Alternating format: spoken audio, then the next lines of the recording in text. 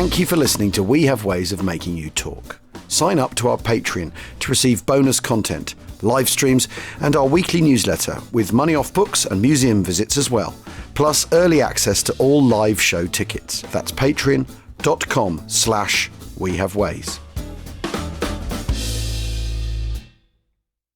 Achtung. Welcome to We Have Ways of Making You Talk with me, Al Murray, and James Holland. And James and I are on Guernsey. Are we on Guernsey or in Guernsey? We're on Guernsey, and we're on a windswept bluff looking at yet more absurd Nazi concrete. But we're on our way, aren't we, to something completely different. But this is what's interesting, is whichever way you look along the coastline, and let's face it, Guernsey is all coastline, whichever way you look, there is concrete, there is something built in. I mean, in the far distance on the far headland, we can see one of the watchtowers, which are remarkable pieces of architecture. Yeah. I mean, from that point of view, it's got to score quite highly, I would say. Well, yeah, I mean, some of them... I think it enhances the experience of being on Guernsey. In a peculiar way, the sort of brutalism of those watchtowers. I mean, it's the sort of thing that a London architect would have given his eye teeth to put on the South Bank.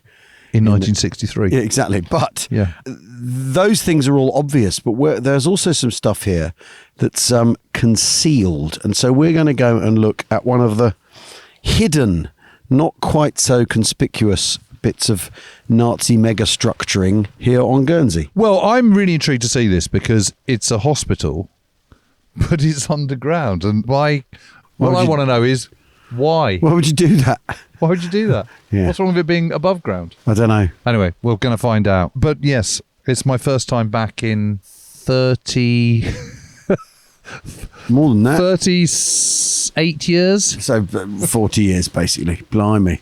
Well, let's see if it jogs your memory. Well, Jim, we're in the Felt Lazarette here. We are. This is very, very exciting. It's very exciting. You've been here before. Yes, in 1985. Right. I came on a cycling tour with two mates. Right. And we visited here. It was amazing. And I remember it pretty well, to be perfectly honest. But as Steve just pointed out, it's changed quite a little bit since then. And also, back in 1985, I don't think I had the same appreciation for German wartime concrete that I do now. So we were here with Steve from Fest on Guernsey, and this is your site, right? Yeah, it is. So this is a commercial site that we operate under a slightly different banner called Gustav. I think we mentioned that in a previous that name in a previous episode. So we run this as a commercial business, and all the profits from this particular site, tourist attraction, go into the Fest on Guernsey restoration pot. Right. And we're in I said Felt Lazarette. What's that, Jim? It's the hospital. It's a hospital. And it's this monster underground concrete complex. I mean, it's a great big complex, and not just a hospital and ammunition store as well, because they feel the Germans and you're putting things underground, you put the hospital next to the ammunition, right? Exactly, yeah. That's it. So we've got about 1.25 miles of tunnels here to explore. At the deepest point, we're 75 feet below ground. And we've come in from the lobby, basically. There's a mannequin of a nurse. There's gas masks, gas mask containers, the German circular gas mask, corrugated sort of gas mask container. There's pistol holsters, there's stretchers, there's surgical equipment. Mm-hmm. There's SS daggers. There's SS daggers. And there's a lancer here in his Feldgrau mannequin, a white style helm with a red cross on it. Yep. Red Cross parcels, Comité International Croix-Rouge, Genève Transit Suisse. That's interesting. And then we have here, as we come past those items behind the glass, a wagon. So yeah, we've actually found that a number of years ago on another part of the island, and it's an original. Although we've had to do a little bit of restoration work on it, it's an original side-tipping wagon which they would have used in the tunnels to bring all of the exploded stone and various other bits out of the tunnel.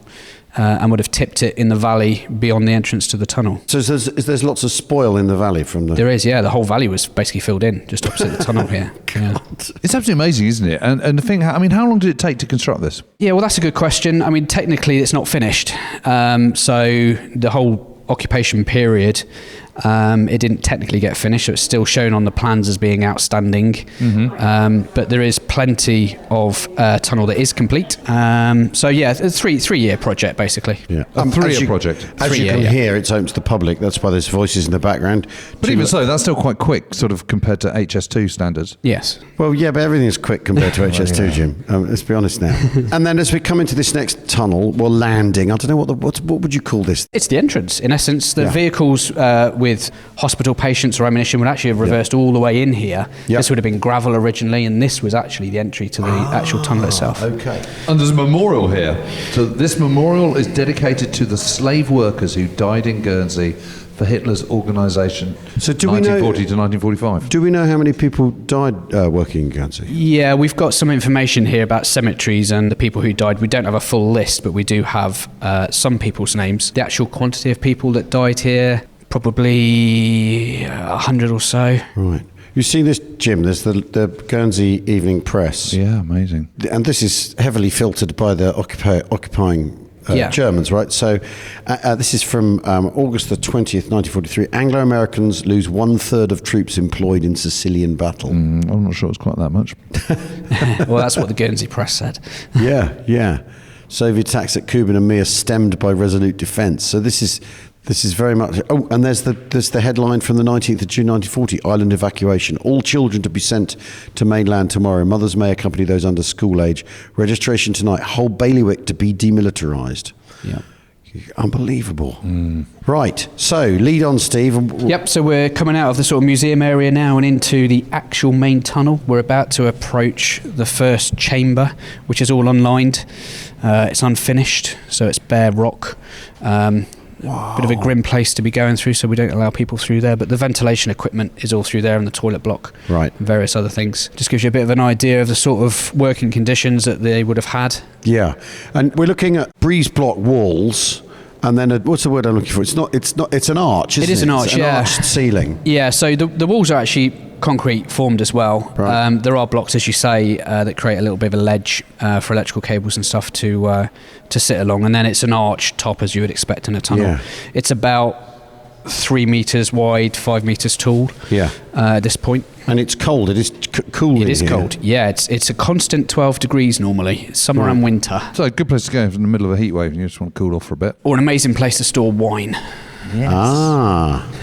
I mean, look at it. It's all Okay. very sort of cavernous and echoey, isn't it? It is. look at it. Yeah, you'll hear your own voice in a moment Goes as as we walk far around as the the eye corner. can see.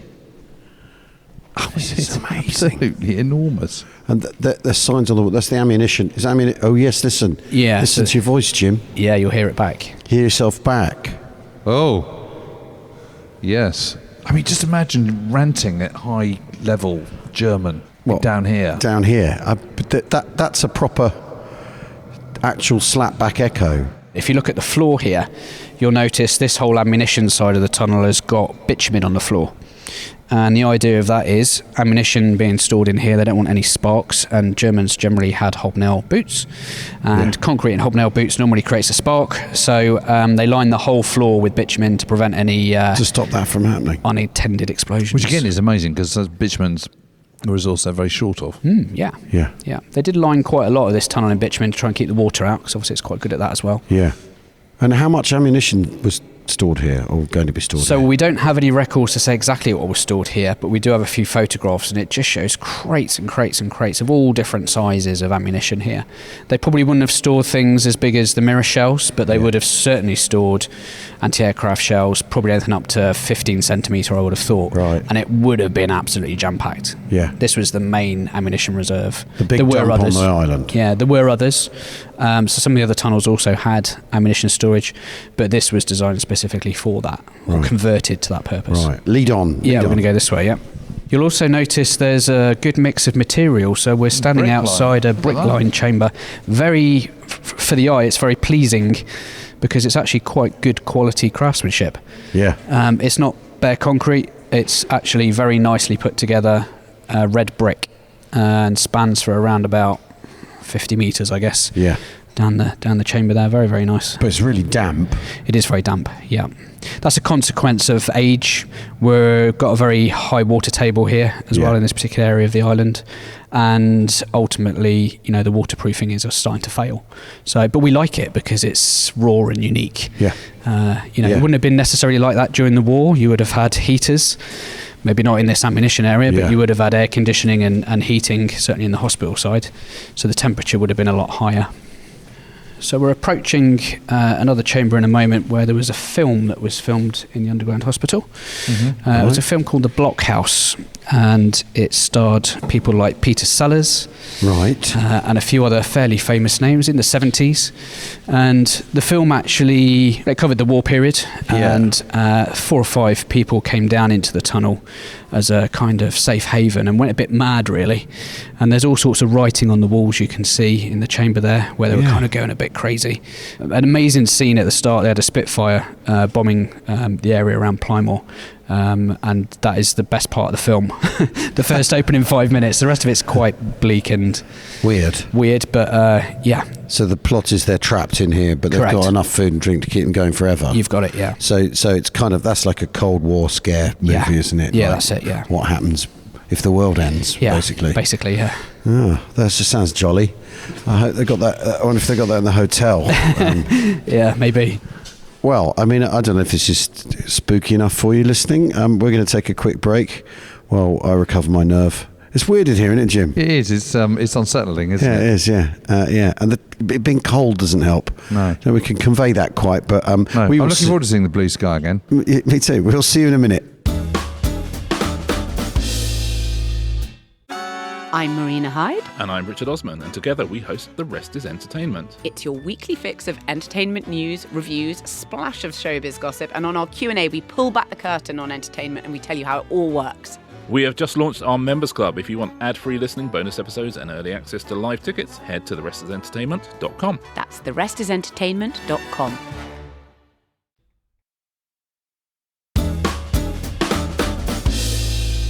Right, well, welcome back to We Have Ways to Make You Talk. Yes, exactly. Jim shudders with the chill and the damp, because we are in the German hospital here, underground hospital complex. I mean, you could see why after the Second World War in lots of films. James Bond is always going into vast underground complexes. This sort of thing feeds into the paranoia. Villains always have fun. Exactly, feeds into the imagination, doesn't it? This sort of thing. Good guys don't do tunnels. Exactly, good guys don't do tunnels, because we are underground. It was hard. Just looked at an escape shaft, haven't we? With sort of metal rungs going up a sheer concrete wall, and it's sort of wet everywhere. The big puddles, and apparently during the winter it'll be sheeting water down into here. That's amazing, isn't it? I mean, it's a spooky place as it is. Is it haunted and so on? We certainly have many reports of people that have had paranormal experiences here, and we have tapped into that a couple of times by doing paranormal events, which is very well attended. Right. We've had celebrity paranormal investigators come, and they love it here. They think it's absolutely amazing. It is a spooky place in the day, but when you turn all the lights off and you're in an unfamiliar place and it's dark and wet and spooky, it just adds to the atmosphere. I wouldn't like it down here with the lights off, would you, Jim? No. It's great. Is it? Yeah, you can turn it off now if you like. No, we're fine. We're fine as we are. Now, of course, one of the things that we were talking about when we were over at the Mirrors Battery... The German ghost? Well, there's a ghost there, yes. Is that it's really visible from the air, what's being done. This is different, though, isn't it? Because this is... It is. Yeah, it is. So, really, from the air, you see very little, apart from... during construction, you would have seen... the spoil being removed and the spoil heaps in the valley. But this is tucked away. In fact, it's quite difficult even today to find the site. Yeah. So very different being underground. But we're lucky enough to be joined by the word expert, is appropriate, Pierre, who knows all about the photo reconnaissance side of the occupation. So, Pierre, welcome. Because we're in one of the exhibitions. There's several. I mean, it's one of the brilliant things about the hospital, the underground hospital, is there are different chambers. There's different exhibitions, and the one we're in right now is kind of a photographic reconnaissance exhibition, isn't it? It shows what the island was like in 1945 or during the war, and then a decade ago, and the contrasts. Pierre, this is your patch, right?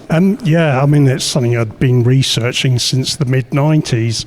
So from almost day one, the RAF were flying reconnaissance flights over the Channel Islands. I think the earliest we had is like 4th of July 1940. Right. And the latest was like the 6th of May 45. Wow. So almost the entire span of the occupation, the islands were being photographed. Right. And they're paying huge attention to all the construction work that's going on. Yeah, when you look at the interpretation reports, and there's thousands of these things that are held at the National Archives in Yes. Kew, you've got stuff where they're looking at the naval operations, they're looking at the construction operations, they're looking at the airfields, the railways, the radar. As the war went on, there were more and more sections looking at more and more pieces, looking for such minute details.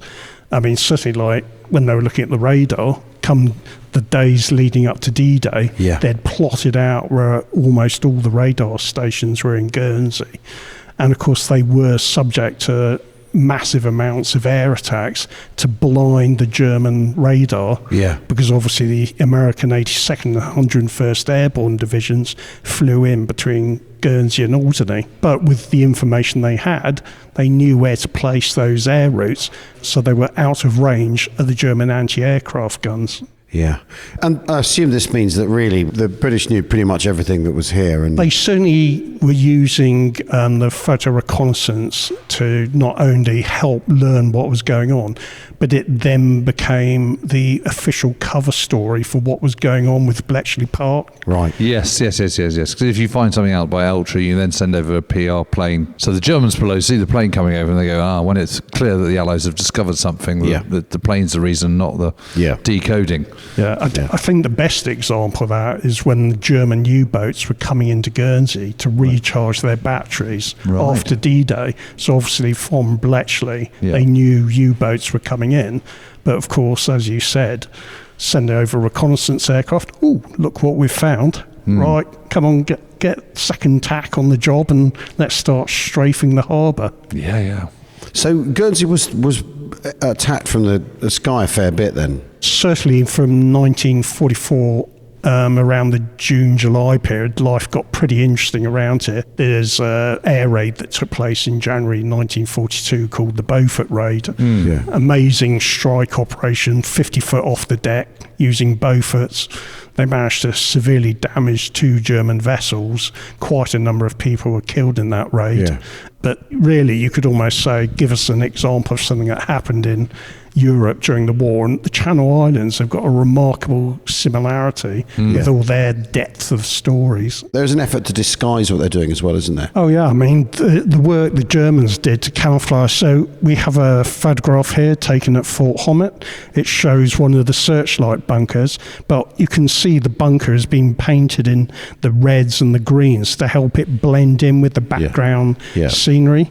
There's another photograph here showing one of the gun casemates, and rather than just the smooth concrete finish, it's been covered by chicken wire, which has then been covered with a wood chip and cement slurry, which is then would have been painted probably like the Dunkelgelb, and then sort of blended in by their artistic talents to turn it so it blended in with the rest of the rock face around the Fort Homet headland. And some of the gun emplacements are disguised as cottages and stuff as well, aren't they? Yeah, so actually, if we just look to the side here, we've got another aerial photograph, and it shows part of Battery Mirrors, and just in the corner, here's the actual gun emplacement you were visiting with Steve. And as you can see from this, it's disguised to look like a cottage.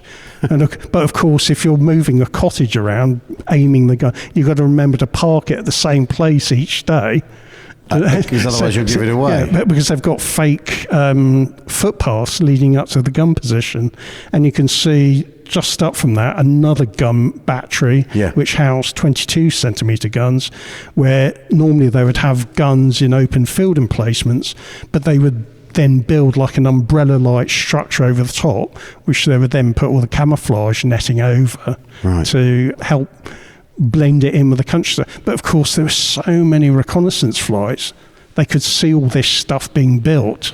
So even when the Germans did build decoy gun sites, So if anyone was to bomb the site, they'd be off to one side. Yeah. They even knew which were the decoy gun sites, because the photo interpreters at Medlam became absolute experts at looking black and white photography to sort of tell what's right and what's not. I think in the British forces they would be called Q sites. Yeah. Right. It's like, oh, this is a decoy. So even the Germans were doing that. And what about radar here? Because I know there's Würzburg sets and all that sort of stuff. Yeah, so we've got some photographs around here, which particularly a site like Fort George, which during the war was called Adler Schloss, so like Eagle Castle. Fantastic names. Look at that. But they had the giant Würzburgs, and they also had the Freya. Now, of course, this was one of the sites that they could then use to provide information to the German night fighter network. Vauban eat your heart out, isn't it? Yeah. In the fort design. Oh, yeah, I mean, the fort goes back to, named after Queen Victoria, and even all the individual gun batteries, I think, were named after her children. Right. So you could look for your Albert battery and, whoever else there was. But on this photograph, like you say, it's a fantastic outline of the 20th century style of fortification, but you can also see the bomb craters. And of course, Fort George was raided on 4 separate occasions with 2 squadrons of Typhoons, either using bombs or rockets in an effort to knock out the radar site. Because it would have overlooked entirely the route that the American 82nd and 101st were using during the D-Day landings.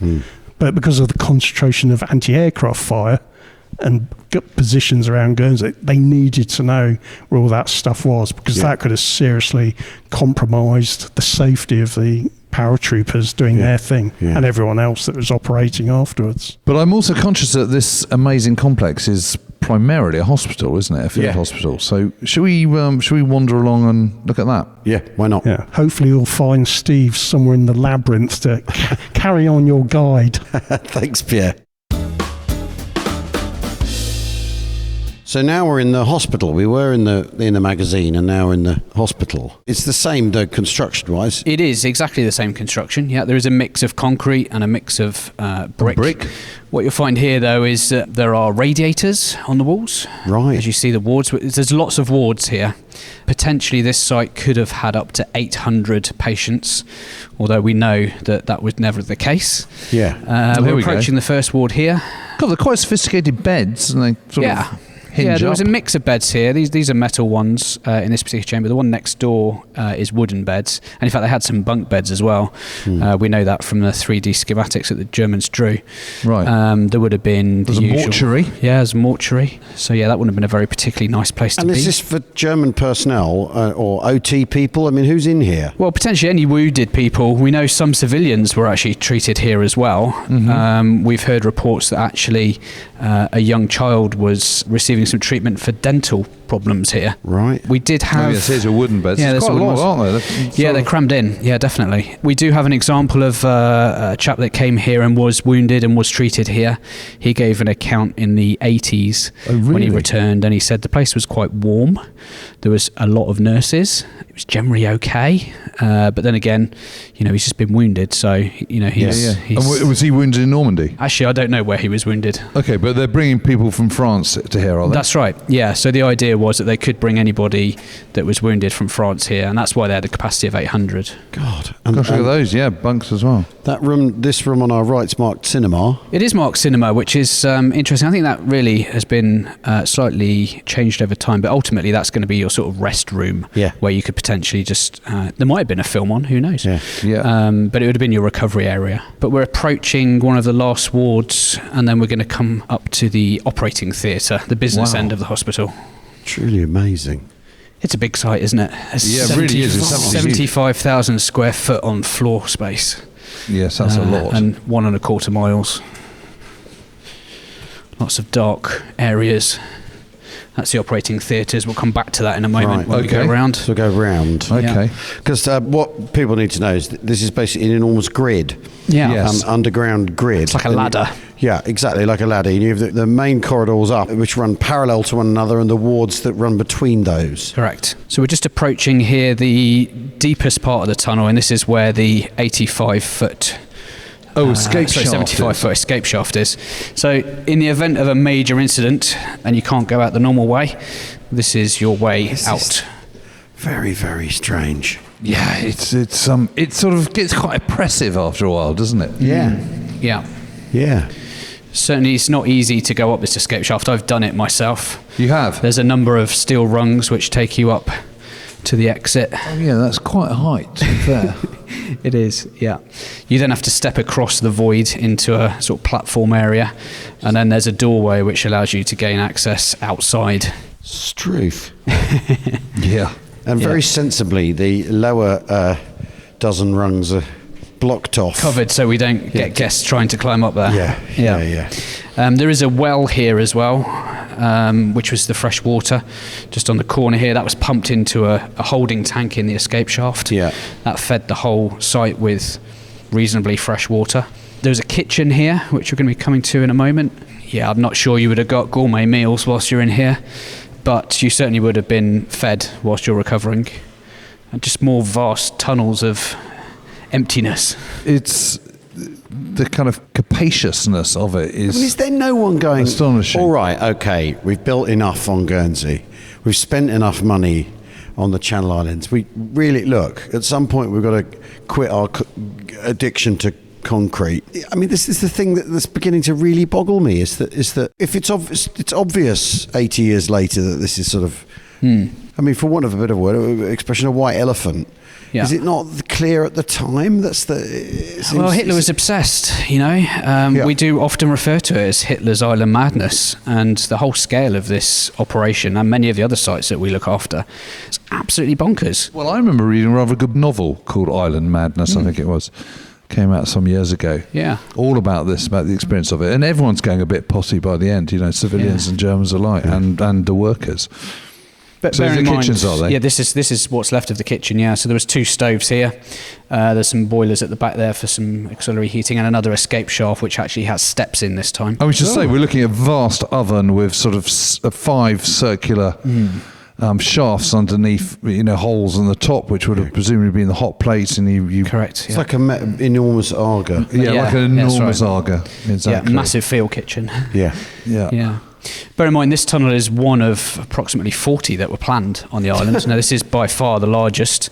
There are at least 30 others in the bailiwick of Guernsey. But even then, I mean, let's say they win, the war ends. What do they do? What do they do with this then? They fill it back up? I mean, well, it's a good question, but I mean, it was designed for a 1,000-year Reich, so you know, it was planned to be here for a long, long time. Well, you're in construction yourself. I mean, what do you make of it? I mean, how does this compare to? Yeah, I mean, it's stood the test of time, hasn't it? Already, it's 80 years old and it's still technically standing. You know, albeit in here very wet and But you could do something about that, couldn't you? Absolutely, yeah. We could waterproof everything if we needed to, but we like the authentic feel of this site. And there's a similar site in Jersey, very, very different to this. It's been whitewashed, it's been commercialised. You get the raw experience here, which we like. Oh yeah, look. So these are the theatres, are they? Yeah, so we're currently in the operating theatre area. There's actually 3 rooms here. The first one is what we class as sort of triage. That's where you'd go first of all before you go for your operation. The middle room we're stood in at the moment is the X-ray room, so you would have come here to have your X-rays done. And the bigger room, which we're about to go into, is the actual theatre. This is where you get your leg chopped off. Yeah. So there's a scrub room with sinks at the far side. There would have been a slab or a table here with lights above. Yeah. And there would have been some pretty heinous things going on in this room. Yeah, you shudder to think, really, don't you? Yeah. I'm dumbstruck. Well, I know it's the scale on this island, and this is the sort of largest tunnel, but the scale of the whole thing is just the whole Festung is just it's bonkers, isn't it? Even if you are blocking off a bit of the channel, well done. Yeah. I mean, Yeah. it's not stopping the Allies, is it? But also, exactly, yeah. You're losing all over the world. I mean, and you're building We've had this. this conversation before, haven't we? But it's about, in the Second World War, you see the Western Allies really kind of prioritising their research and development and their resources, by and large, as well as you could hope for, really, for the most part. Yeah. And the Germans have all these incredible assets, these incredible brains and people that can create rockets and all sorts of stuff, and they just divert it in completely mad ways. Well, yeah, and I mean, if you can construct all this, why don't you construct something that's actually useful? At the time, it was useful to them, of course, and it was But it's there. not, but it's not really. It has a purpose and it has a strategic aim. But they've got better things to spend their money and time on, and they've got more complex strategies that they need to pursue rather than turning Guernsey into pressing problems. More Yeah, that is pressing true. problems. And so investing all this money, time, energy, workforce, everything, vast amounts of resources on an island which the British are just ignoring and the Allies are ignoring seems absolutely crazy. Yeah. Madness. Madness. Island madness. Well, here in the absolute belly of the Guernsey beast of the Festung Guernsey, with Steve from Festung Guernsey and Pierre, and your website is festungguernsey.org.gg. There you go. It's the GG that I remembered. And we want to thank the Guernsey Tourist Board for bringing us here, for setting all this up. And if you can get here, if you can see this and gawp at it and boggle at it. It is something to behold. Here we are, sat in the car in the rain on Guernsey. Yep. It's a lot. It hasn't been all rainbow. No, actually, it's been really rather lovely. It's really beautiful and amazing light actually. Yeah. On the coast, and there's a breeze coming up, so the waves are quite choppy. There's quite a swell, isn't there? Yeah. But it's very dramatic because you're getting these very dramatic cloud forms and bursts of sunlight then beating down and casting a light on it's interesting though. ever more concrete bunkers. It is interesting though, because we are on the sort of same latitude really as the Normandy landing beaches, aren't we? Pretty much. Yeah, and it's similar countryside to be Similar fair, countryside, yet with these English-looking houses, so there's British flavour, but with the other side of the coast in town, so we're more exposed to the weather. Yeah. So the weather here is that little bit more fruity, isn't it? Yes. I've been looking forward to coming here, and we have been joking quite a lot about Nazi megastructures and stuff, but this is so instructive, for want of a better way of putting it, to walk the ground here, but not because of any great battle that happened here, but because it didn't. And one of the reasons it didn't, you could argue, is the deterrence of these incredible megastructures, that these guns and these emplacements and these extraordinary sets of mutual fortifications and positions that enfilade beaches so that landing on them would be difficult would stop you from coming here. But you're not coming here for the Allies. So what's it telling us? It's a glimpse into the German mindset during the war that is making some really, really, really terrible decisions. Absolutely dreadful. I mean, because the bottom line is, the British abandoned this in 1940. Yeah. They abandon it. They decide they're not going to contest it. They're going to demilitarize it, and they're bugging out. And okay, let's just say, for argument's sake, that Hitler's right, and when his back's turned in 1941, they're going to take back the Channel Islands. Why would the British do this? Because what would that involve? Well, garrisoning it, building defences. Yeah, exactly. Right off the French coast, which within a stone's throw. Whereas, in fact, control of the North Africa and the Suez Canal. Does it have any bearing? It's far more important if you're running a global shipping. Well, you got to do a wide berth around this part of the channel, but why would you be coming down this part of the channel anyway? Yeah. I mean, there is no channel trade. That tap's being certainly not on the eastern side or southern side. Yeah. So coal is being shipped round the UK from the west side. Ports on the western side, such as Merseyside and Liverpool, are taking on new dimensions of importance. So is Greenock and Glasgow and all the rest of it.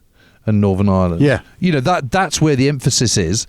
And if you're going down to South Africa or, round Africa to India or whatever, you're not going anywhere near the Channel Islands. No. And, and you're not going in the Mediterranean because in the first part of the war, the Mediterranean isn't open. So there's no military strategic benefit for the British for having the Channel Islands back in 1941 or indeed 1942 or indeed 1943. Or indeed, really, in 1944, which is why they don't bother till the 9th of May. Yeah. Even though they control all that part of France. Yeah. Because it's going to suck up a huge amount of resources. So there is absolutely no point to this whatsoever. Apart from the fact that having taken it in 1940, and you can understand why they would have taken it in 1940, because it's an airfield and it's closer to Britain and it's British territory, and it might encourage the British to throw in the towel. But even the fact that you're even thinking in those terms, which Hitler clearly is in July 1940, he's just thinking, well, we've defeated Britain, Britain scuttled back, they've lost their army, they have no choice but to surrender. That betrays his own lack of geopolitical understanding, because you realise that he is imposing his own view of military success and what's required to keep yourself as a nation going. Yeah. In his, he's looking at it through his own narrow prism of his own national experience. And obviously Germany being continental and, it's all about land power, but Britain as an island nation, it isn't. And so consequently, they get themselves stuck into this situation where they're not just chucking in a few gun positions, they're encasing half the island in concrete. I mean, it is so mad. And I suppose, and I said before we went down into the tunnels of the hospital, the question is, why would you build an underground hospital on Guernsey? I'm none the wiser, Al. No, I'm none the wiser. What the heck is the point? I can understand an ammunition magazine that's underground. That makes perfect. Okay, that actually makes perfect sense. Right, so you do one tunnel that leads down under the ground, then you build a massive one single cave which has got it in. Job done. Yeah. Why are you going to have a hospital under the ground? Why can't you have it above ground? The British aren't going to come over and bomb a hospital. And anyway, you're Germans. You don't care about people in exactly. hospital. So I mean, what's the point? This is an essential mystery, isn't it? It doesn't make any sense. I mean, there is this argument that they were going to use it as gas chambers, but that's just clearly absolute bull. But if you're the Allies, you're thinking this is great because it's tying people and resources up. Yeah. They're spending all this time and effort on something that we're not interested in. It's a win. It's a plain win for Operation Ambassador. Okay, so having spent 2 days in Guernsey and seen an awful lot of concrete, seen a lot of tunnels, I'm sticking to that theory. I think Operation Ambassador. Yep. It's the single greatest commando raid of the entire time of World War II. I mean, honestly. Well, I mean, war is partly about creating a dilemma for the enemy and putting the enemy in a position where he has to make a decision because he has a dilemma. Does he defend here or does he not defend here? If he elects to defend here, he's going to spend... I mean, the thing is they could have defended it with, 100,000 cubic metres of concrete, the Channel Islands, rather than 300,000. You know what I mean? It's that... they could have defended it with one gun position. Britain wasn't interested. Yeah, I know, but it wasn't going to do it. It's the Pringles of defending. Once they popped, they couldn't stop, could they? I think this is such a win for the British and the Allies. I mean, it ties down troops. It ties down vast amounts of resources, all completely needlessly, all completely pointlessly. Well, and also, Jim, for no effort from the British. But also the amateurism in it, the echo of amateurism. Those guns at the Myris battery, that when they fire, because they're naval guns, they haven't got the recall. They haven't got the mounting for them right, so it breaks. Yeah, how is it that no one gets that from?